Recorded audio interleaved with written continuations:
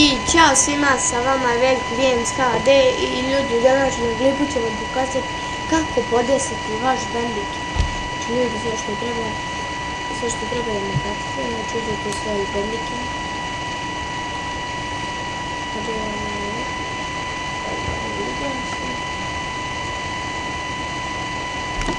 I evo ljudi, što se tiče kamera, znači ovdje ništa, ovdje da snimite možete odati da nađete ili da nađete ovdje.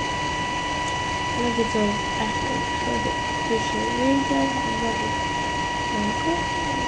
i znate vas malo, znači kako to, ovdje se nađete, dobro se nađete video. Početno vam je advanced nekako dešavanje, štifirate ovo, shop tip information bar, znači dobro, to, Q-top, ništa, znači namestite target name, direct chain, login, sve štifirate, ovdje jezik koji hoćete, meni je engleski, znači ovdje nema ništa se podešava, tako da idemo na FPS, znači ovdje, ako hoćete da vam bude u čošku zeleno znači da ste ušli u Bandicam i da radi, znači ako kad kliknete F, bilo koje F, naprimjer 12, meni je 10, bit će vam crveno, to znači da snima. Znači ja sam na sebi, znači show FPS, da, znači bit će vam u čošku korisno. Znači rekord što se namještite na koje dugme počinjete da snimate. Znači samo ovo, znači ja ću na 12, a na koje hoćete da ide na FS. Ovo da se čuje kako, znači sound, namestite na ovo i ovo.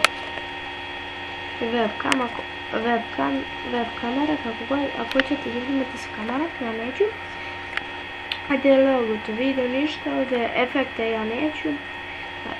Ako hoćete efekte, samo kliknete ovo i izaberete koju boju hoćete. Hajde ja ću, ovo je početno napisam. Options, ovdje namestite ovo do 2, skip recording to.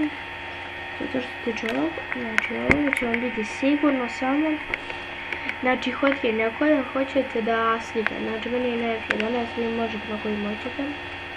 Ovo štifrirati i to je to. Znači a ovo sam pokazali video što ste snimili. Znači sve završeno. Neću sada naravno, znači ovo je ova neregistrana verzija i to. Znači ovo snimate igrice, a ovdje snimate desktop.